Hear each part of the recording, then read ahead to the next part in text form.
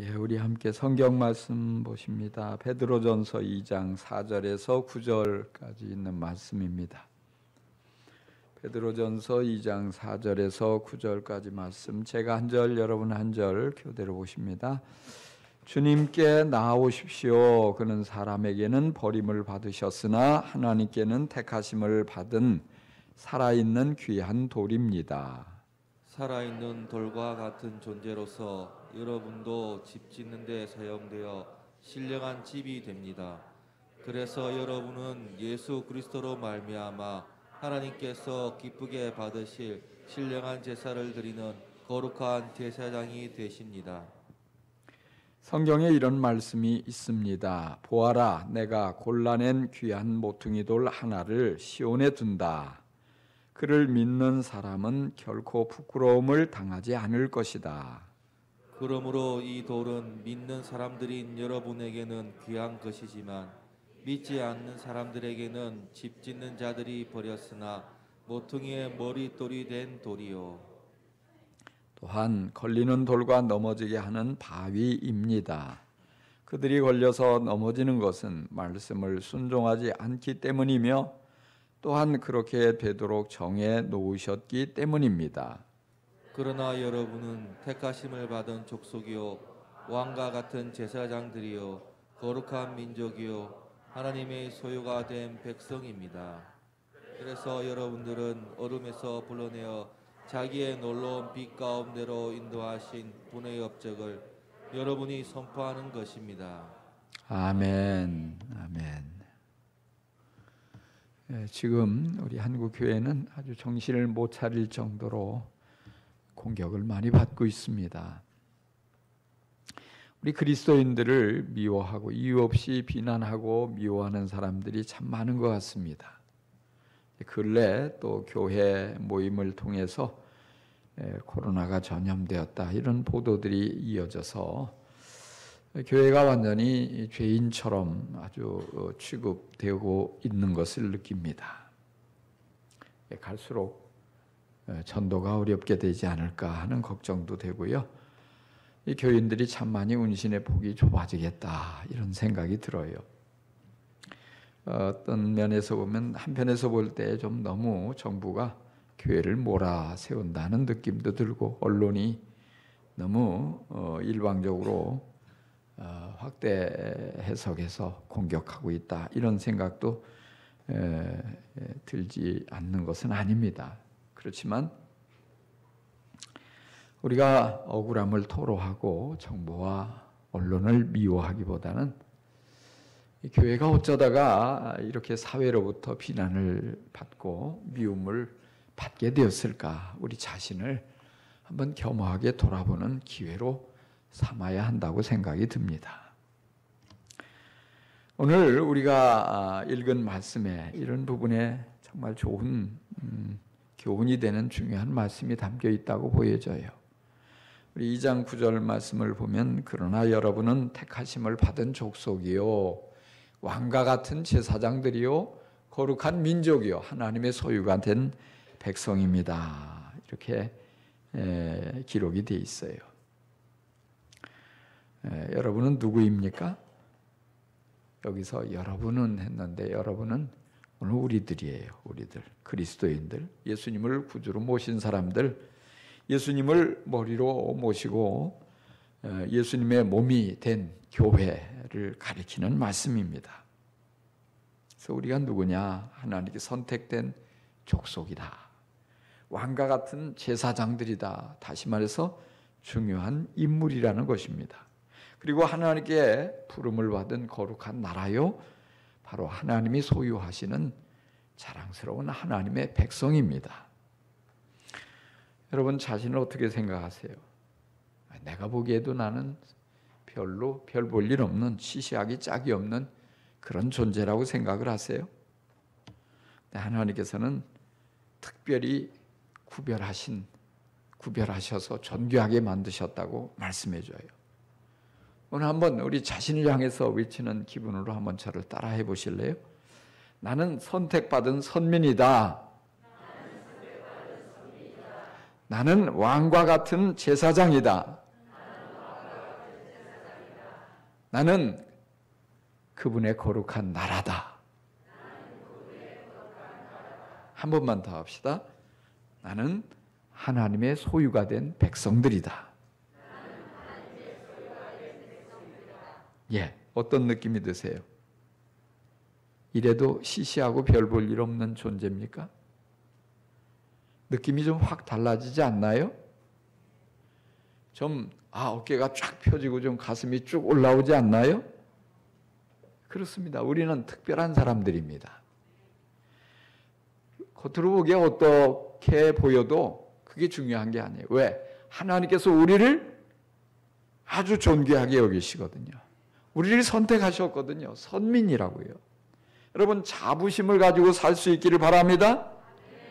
자, 그런데 베드로전서에 이와 비슷한 내용이 베드로전서에 이 기록된 이 내용이 구약 성경에도 비슷하게 기록된 부분이 있어요. 출애굽기 19장 6절을 보니까 그러므로 너희는 내가 선택한 백성이 되고 너희의 나라는 나를 섬기는 제사장 나라가 되고 너희는 거룩한 민족이 될 것이다. 하나님께서 이 말씀을 이스라엘 자손들에게 들려주라고 모세에게 말씀하셨어요. 그래서 이스라엘 백성들은 뭐냐? 기쁨이 충만한 거예요. 왜? 와, 우리는 하나님이 선택하신 특별한 민족이다. 하나님께서 우리 나라를 제사장 나라로 삼으셨다. 하나님께서 우리를 거룩하다고 인정해 주시고 특별하게 우리를 대하신다. 이것을 모든 백성들이 깨닫고 나니까 어깨가 우쭐했어요. 그 어느 나라가 부럽지 않아요. 이집트? 강국이라고? 별 볼 일 없어요. 왜? 그 이집트를 하나님이 한 번도 선택한 적이 없거든요. 그 어떤 나라, 큰 나라, 강대국 시시하게 보이는 거예요. 하나님께서 한 번도 그 어느 나라를 향해서 내가 너희를 선택했다 하신 적이 없는데, 내가 너희를 제사장 나라로 삼았다 말씀하신 적이 없는데, 우리 민족에게, 우리들에게 하나님께서 이렇게 말씀하시다니, 야, 우리가 최고다. 우리는 자자손손 하나님께 특별한 사랑을 받으면서 살게 된다. 우쭐했습니다. 우쭐한 마음에 이방인들을 바라보니까 우습게 여겨지는 거예요. 정말로 자신들과는 비교할 수 없다는 생각이 들어요. 그 우쭐하는 거예요. 그래서 교만한 거예요. 자신들 외에는 아무것도 보이지 않아요. 그 어느 나라도, 그 어느 민족도, 그 어떤 것도 우리만이 선민이고 우리만이 특별하고 우리만이 하나님께서 특별히 기억하신다는 이 확신에 찬 이스라엘 민족들은 하나님께서 그들을 향한 진정한 계획이 무엇인지는 깊이 알아보려고도 하지 않는 것입니다. 근데 하나님이 그렇게 선택하신 데는 다른 목적이 있어요. 그냥 너희들만 폼 잡아라, 너희들만 우쭐거리고 교만해라, 그런 것이 아니라고요. 하나님께서 그렇게 선택한 데는 아주 중요하고 특별한 이유가 있는데 그들은 그것은 관심이 없었던 거예요. 오직 자신들의 특별함에만 완전히 사로잡혀서 우쭐거렸던 것입니다. 그런데 하나님께서 아브라함을, 그들의 조상인 아브라함을 먼저 부르시면서 이렇게 말씀하셨어요. 내가 내게 복을 주어 내 이름을 떨치게 하겠다. 너는 모든 사람들에게 복의 근원이 되리라. 무릇 땅에 있는 모든 민족이 너를 통하여 복을 받으리라. 무슨 말씀이에요? 하나님이 아브라함을 선택한 것은 아브라함과 그의 후손만을 이뻐하시겠다고 하는 게 아니에요. 복을 주시겠다고 하는 게 아니에요. 그들에게 복을 주셔서, 아브라함에게 복을 주시고 그 후손에게 복을 주셔서 그들을 통해서 세계 모든 민족이 바로 하나님의 복을 받고 하나님의 사랑을 받고 하나님의 은혜를 받아 누리게 하시는 놀라운 계획이 있었던 것입니다. 하나님의 계획은 모든 민족에게 아브라함을 통해서, 그의 후손들을 통해서 복이 흘러가는 바로 그것이었습니다. 그런데 그런 것에는 관심이 없고 오로지 선민 사상에 우쭐거리고 다른 민족을 깔보고 우월감에 빠져서 교만하니까 그들은 하나님의 큰 징계를 받게 되는 것이에요. 내가 너희를 부르고 구원해서 거룩하게 해서 많은 복을 부어주는 것, 다른 세계 모든 온 세상의 복이 흘러가도록 하는 것인데 너희들이 나의 능력을 경험하고도 내가 살아계신 하나님인 것을 수없이 기적을 통해서 경험하고도 내게 말씀을 듣고도 나를 경험으로 알게 되고도 다른 민족에게 그런 사실을 이야기하려고 하지 않는구나. 다른 민족을 섬기려고 하지 않는구나. 사랑하려고 하지 않는구나. 복이 흘러가게 하지 않는구나. 하나님께서 책망하시는 거예요. 수없이 선자를 통해서 이 사실을 일깨워줘도 들으려고 조차 하지 않아요. 하나님의 뜻을 외면합니다. 오직 유대인들 자신들만 선민이에요. 자신들만 하나님께 복을 받아 잘 사는 것에만 관심이 있어요. 자신들만 모든 세상을 다스리고 지배하려고만 하는 것입니다. 하나님의 말씀에 귀를 닫고요. 결국 하나님께서는 그 유대인들을 망하게 하셔요. 징계하셔요. 끝까지 고집을 부리는 그들에게 더 이상 이제는 어찌할 수 없다고 하나님께서 판단하시고 이번에는 다른 계획을 변경하셔요. 그게 뭐냐? 성령님을 보내셔서 교회를 세우시는 거예요. 교회를 통해서 세상 모든 민족을 구원하려고 하는 그 계획을 하나님은 다시 시도하십니다. 그래서 교회의 이 놀라운 비밀을 계시하십니다.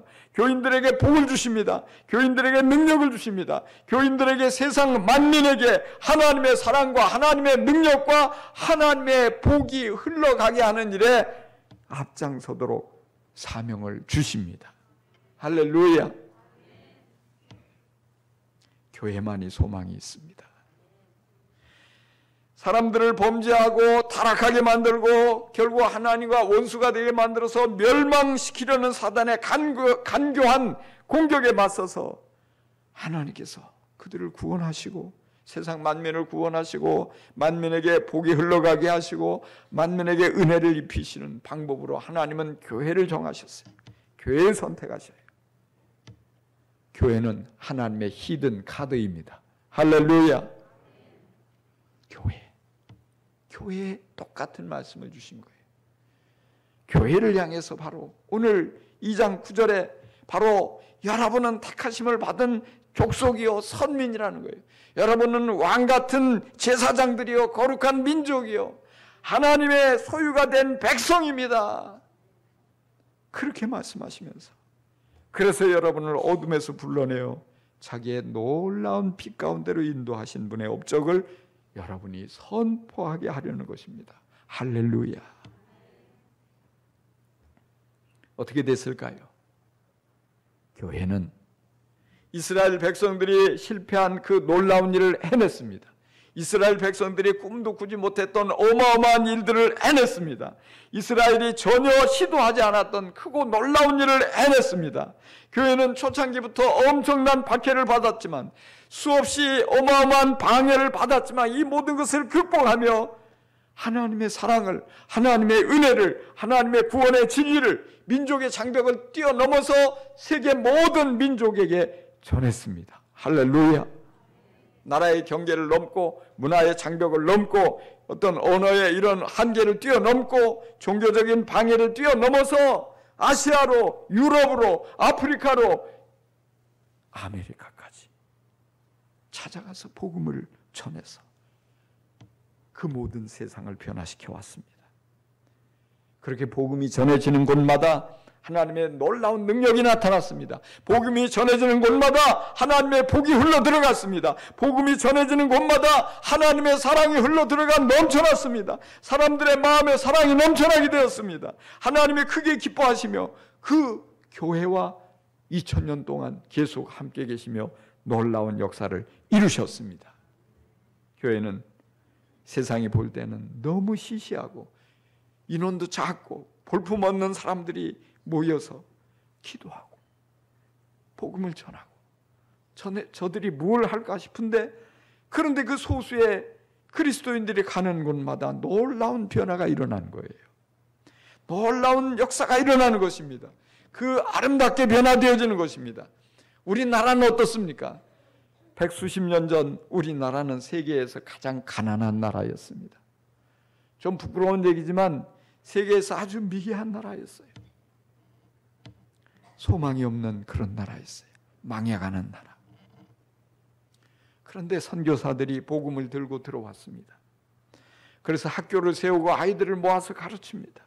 병원을 세우고 죽어가는 이들을, 아픈 이들을 치료해 줍니다. 교회를 세우고 하나님의 사랑을 일깨워주고 구원의 길로 인도했습니다. 당시에 많은 젊은이들, 대부분의 젊은이들은 망해가는 나라, 아무리 이제는 소망이 없다고, 방법이 없다고 실망하고, 또 심지어 망해버린 나라라고 여기고, 술과 아편과 도박과 이런 것들을 일삼으며 그냥 목적 없이 희망 없이 세워라 내워라 그렇게 주저앉아서 죽어가고 있었습니다. 그런데 바로 그런 젊은이들에게, 그렇게 방황하는 젊은이들에게 누가 꿈을 심어주었습니까? 누가 소망을 심어주었습니까? 누가 그들의 눈을 밝히 열어주었습니까? 그리스도인들이에요. 선교사님들이 이 땅에 들어왔어요. 그들을 일깨웠어요. 그들에게 복음을 전해주었어요. 그들을 사랑해 주었어요. 그들에게 민족을 살리는 길, 나라를 살리는 길을 일깨워 주었습니다. 나라를 위해서, 민족을 위해서 기도할 수 있도록 격려해 주었습니다. 한 사람, 두 사람 복음을 듣고, 선교사님들을 통해서 복음을 듣고 예수님을 믿기 시작하고 영원한 소망을 품게 되고 하나님의 눈으로 이 조국을 바라봅니다. 민족을 바라봅니다. 그들이 변화되어서 나라를 위해서 기도하기 시작합니다. 나라를 되찾는 일에 목숨을 걸기 시작합니다. 어떻게 됐습니까? 우리는 지금 완전히 잃어버렸던 그 조국을 되찾았어요. 망해버린 나라를 다시금 회복시켰어요. 세계 모든 민족들이 모두가 부러워하는 선진국으로 이 나라는 도약되었어요. 그 배경에 누가 앞장을 섰습니까? 거기에는 정말로 이미 망해버린 나라라고, 나라를 팔아넘기는 일에, 오히려 조국을 팔아넘기고 민족을 팔아넘기는 일에 앞장서는 이들이 많았던 그때, 선교사님들이 복음을 위해서 자신들의 특권을 내려놓고 사명을 붙잡았던 거예요. 먼저 복음을 받아들였던 우리 믿음의 선조들이 자신들이 누릴 수 있는 모든 특권을 내려놓고 사명을 붙잡고 헌신하고 희생했던 거예요. 여러분, 이 땅에 초기에 찾아왔던 선교사님들 대부분은요, 세계 최고의 대학을 졸업한 엘리트들이에요.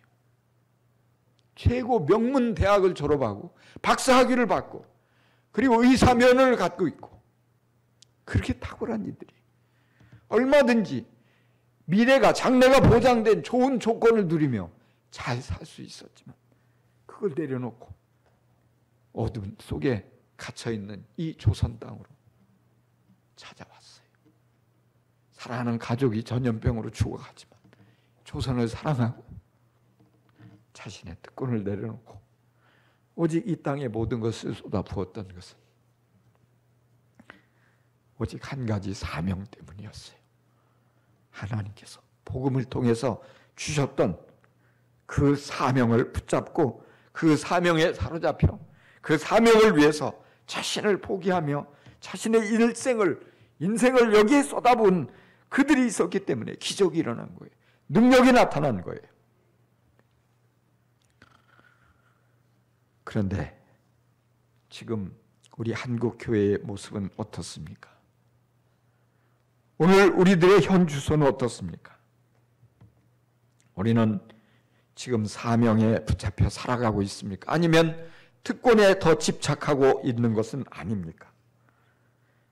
이스라엘 백성들처럼 우리는 선민이다 하는 우월감과 선민이기 때문에 하나님께 특별하고 좋은 것, 복을 많이 받아 누려야 되는 것에만 관심을 가지고 있다면, 그리고 하나님께서 우리에게 주신 더 중요한 사명에 무관심하고 손을 놓고 있다면 우리는 유대인들의 운명과 똑같은 운명을 맞이할지 모릅니다. 하나님께서 우리를 외면하시고 우리를 무서운 징계의 채찍을 듣게 된다면 그것은 놀라운 비극입니다. 이스라엘은 특권을 앞세우고 사명에 무관심하다가 타락하고 맙니다. 그리고 멸망했습니다. 하나님이 부르시고 선민으로 삼으셔도 사명을 외면하고 특권에 사로잡히면 반드시 망하게 되어 있습니다. 하나님은 우리에게 특권도 주시지만 그 사명을 먼저 앞세우며 살아갈 것을 우리에게 요구하시는 것입니다. 우리가 사명에 눈을 감으면 사소한 특권에 집착하고 살아가면 별것 아닌 일에 우리의 인생을 낭비하게 되어 있습니다. 예수님 당시의 사두개인들은 부유한 귀족 계층입니다. 그들은 바리새인들보다도 더 귀족입니다. 이 사두개인들은 바로 제사장 가문들이에요. 그들이 한때 마카비 왕조 시대 나라를 통치하고 그들은 존귀한 그런 귀족 가문을 형성을 했어요. 그러나 예수님께서 이 땅에 오셨을 때 그들이 예수님의 사역에 어떤 도움을 주었습니까? 걸림돌만 되었어요. 그들의 관심은 사명이 아니었던 거예요. 특권에만 매달렸던 것입니다. 교회도 마찬가지입니다. 하나님이 사랑하셔서 예수님의 피를 값주고 사셨지만 나는 하나님의 자녀다, 천국 백성이다, 이런 특권의식에만 사로잡혀 사명을 잊어버리고 살아간다면 망할 수밖에 없습니다. 하나님이 외면하십니다. 하나님께서 이미 우리들에게 주신 아주 좋은 것들을 모두 거두어 가십니다. 한국교회가 하나님께 받은 복을 세상으로 흘려보내야 합니다. 하나님께 받은 사랑을 사랑에 굶주린 사람들에게 흘려보내야만 하는 것입니다. 한국교회가 하나님께서 주신 능력이 필요한 사람들에게 흘려보내야 합니다.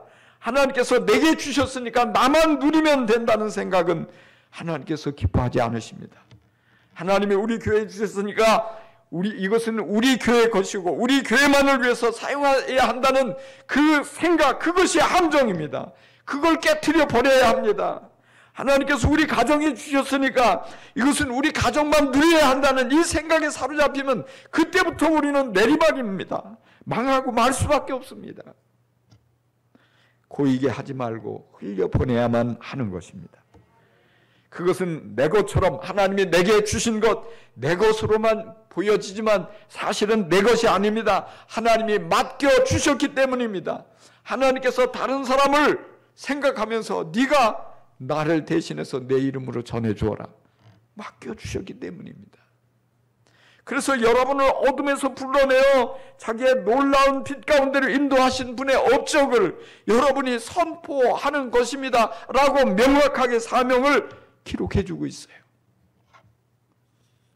우리는 무엇보다도 우리를 구원해 주신 주님을 자랑하는 것을 사명으로 여겨야 합니다. 우리는 무엇보다도 부지런히 복음을 흘려보내야 합니다. 그것이 사명이기 때문입니다. 사람을 살리는 것은 복음밖에 없습니다. 사람을 가장 사랑하는 방법은 복음밖에 없습니다. 구원받지 못한 사람은 모두 이방인입니다.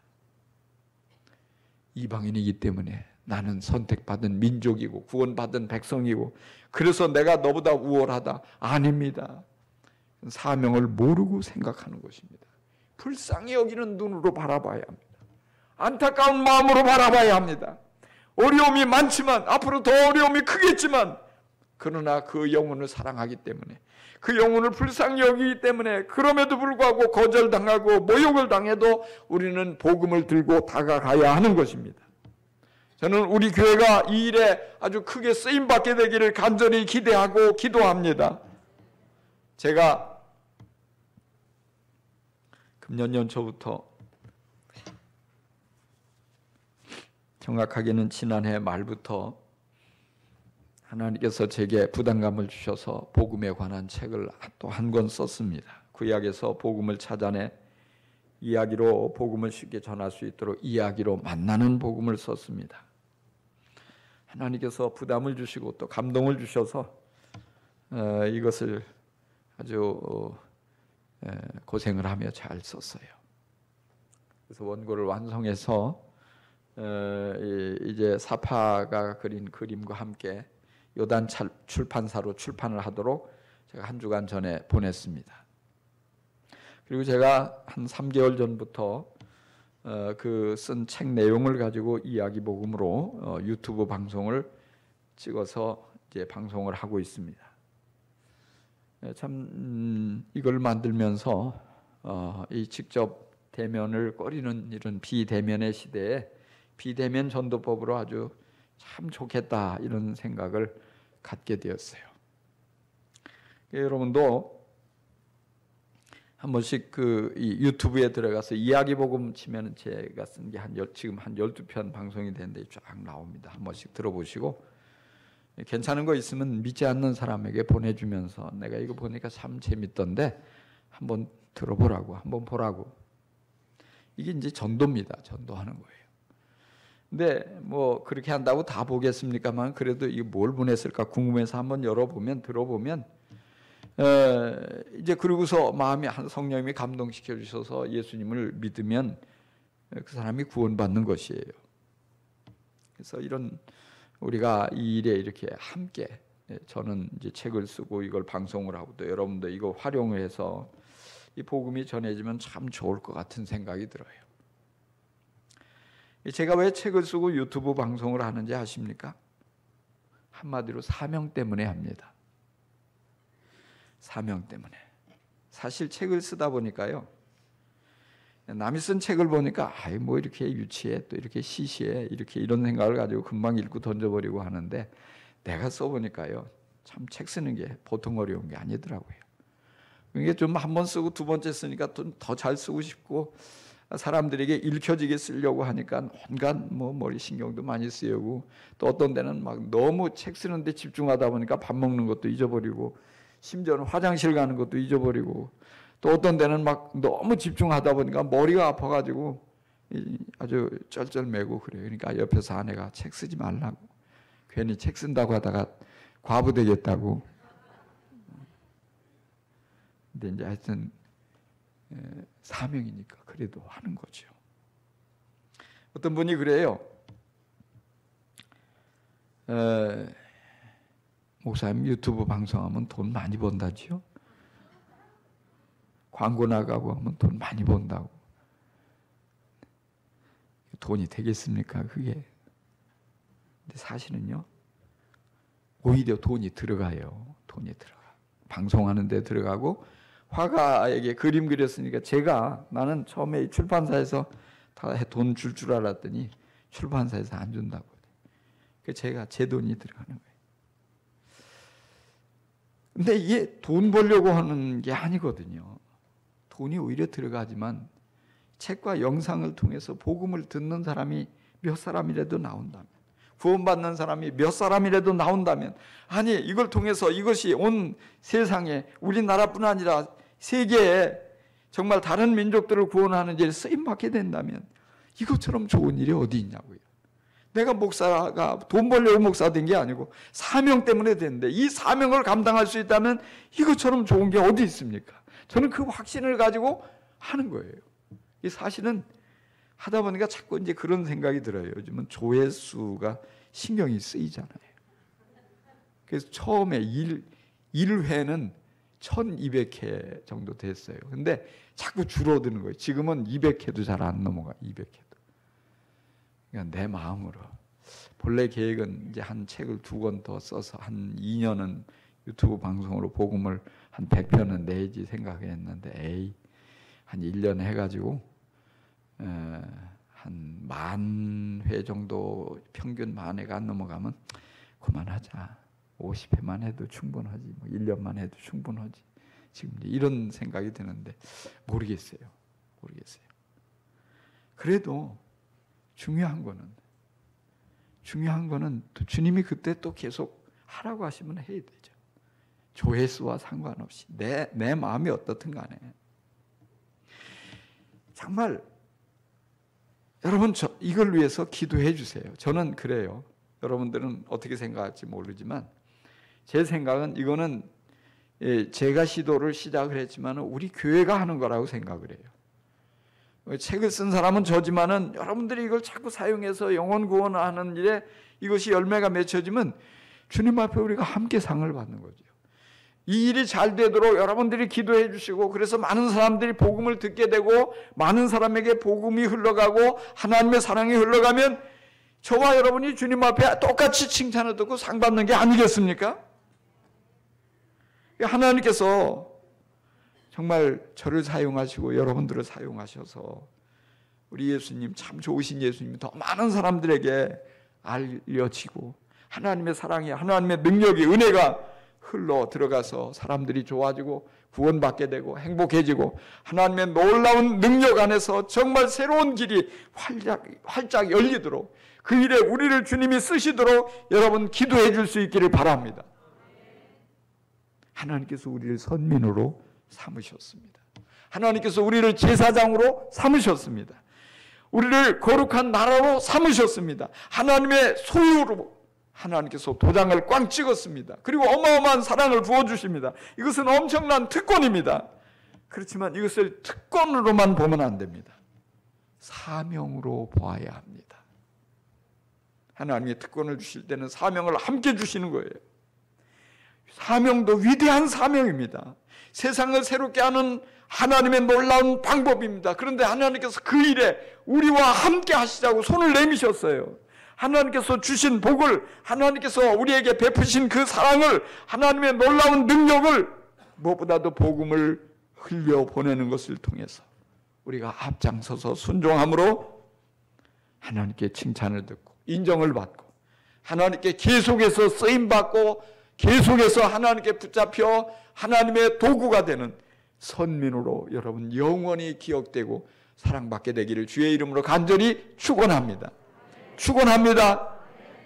할렐루야. 기도하십시다.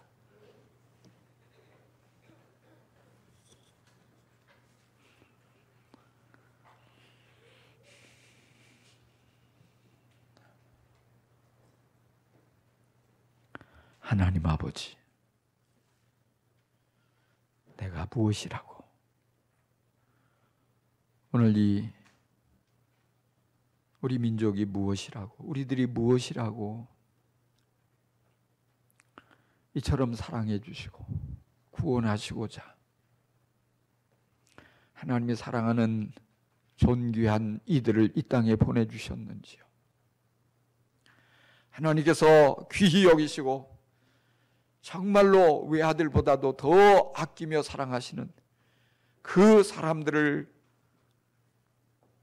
희생하게 하시고 그들을 통해서 구원받게 해주시는지 너무너무 감사합니다.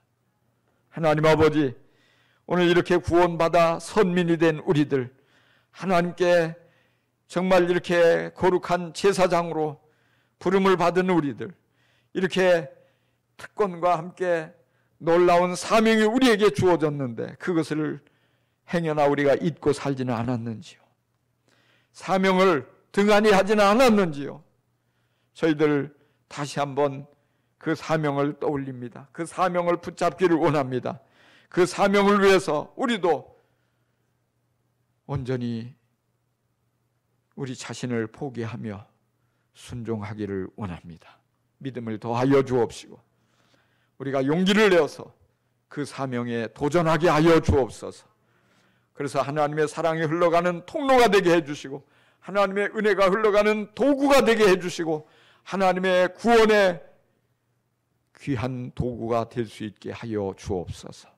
주 예수 그리스도의 이름으로 기도합니다. 아멘.